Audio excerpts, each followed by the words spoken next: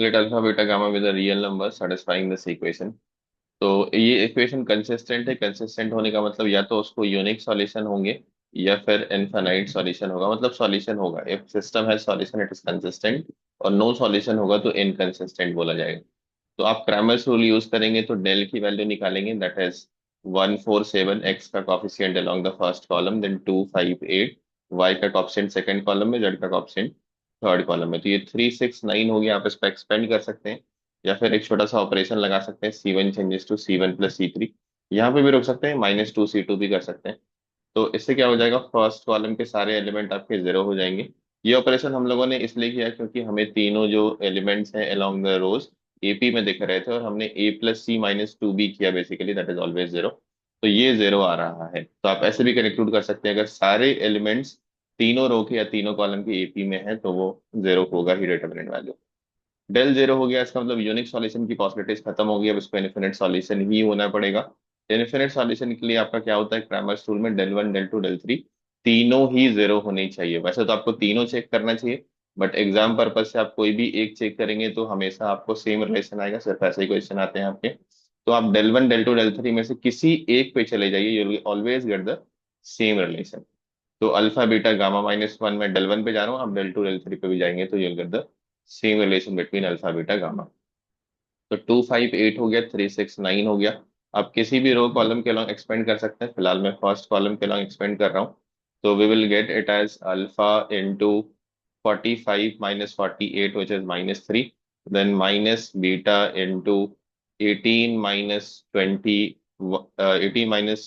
24 which is -6, and plus gamma -1 into 12 - 15 which is -3 equal to zero. अब -3 से through out divide कर दीजिए तो ये हो जाएगा alpha -2 beta plus gamma -1 equal to zero. तो ये आपको अल्फा बीटा गामा में एक रिलेशन मिल गया। फिर आपको बोला जा रहा है कि delta M represent the determinant of the matrix. तो आपको इस मैट्रिक्स एम की डिटर्मिनेंट वैल्यू चाहिए in the first option. This paragraph based question, और इसमें दो क्वेश्चन है। तो फर्स्ट क्वेश्चन में हमें इस एम मैट्रिक्स की डिटर्मिनेंट वैल्यू चाहिए।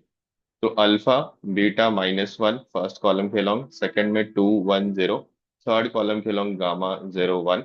आप किसी रो कॉलम के लॉन्ग एक्सपेंड कर सकते हैं, मैं फर्स्ट कॉलम के लॉन्ग एक्सपेंड कर रहा हूँ। हालांकि हमें वैसे रो कॉलम के लॉन्ग एक्सपेंड करना चाहिए जिसमें जीरो हो, but still I am going for the first column. तो अल्फा और ये 1 हो गया, माइनस बीटा टाइम्स आपका 2 -0, तो 2 हो गया, and finally -1 times minus gamma, तो प्लस गामा हो गया। And this exactly same thing जिसकी वैल्यू यहाँ पे 1 है। तो आपको ये स्ट्रेट फॉरवर्ड 1 मिल गया। फर्स्ट क्वेश्चन का आंसर आपका 1 हो गया, that is answer. Second part में आपका क्या बोला जा रहा है कि let P with a plane containing all those alpha beta gamma. तो उस प्लेन की बात हो रही है जिसमें अल्फा बीटा गामा हमेशा लाई करेगा। तो अल्फा बीटा गामा में क्या रिलेशन है कि अल्फा, जिसको आप एक्स बोल दीजिए, बीटा टाइम्स -2 तो वाई, और गामा इज इक्वल टू 1, मतलब -1 इक्वल टू 0। यही तो प्लेन हो गया। क्योंकि अगर कोई पॉइंट इस प्लेन पे लाई करेगा तो उसको सेटिस्फाई करेगा। अल्फा बीटा गामा इसको सेटिस्फाई कर रहा है, तो उसका रिवर्स प्रोसेस कि आप अल्फा बीटा गामा की जगह पे XYZ रख दीजिए। तो जो प्लेन अल्फा बीटा गामा को हमेशा सेटिस्फाई करेगा, अल्फा बीटा गामा जिस प्लेन को हमेशा सेटिस्फाई करेगा वो यही वाला प्लेन है।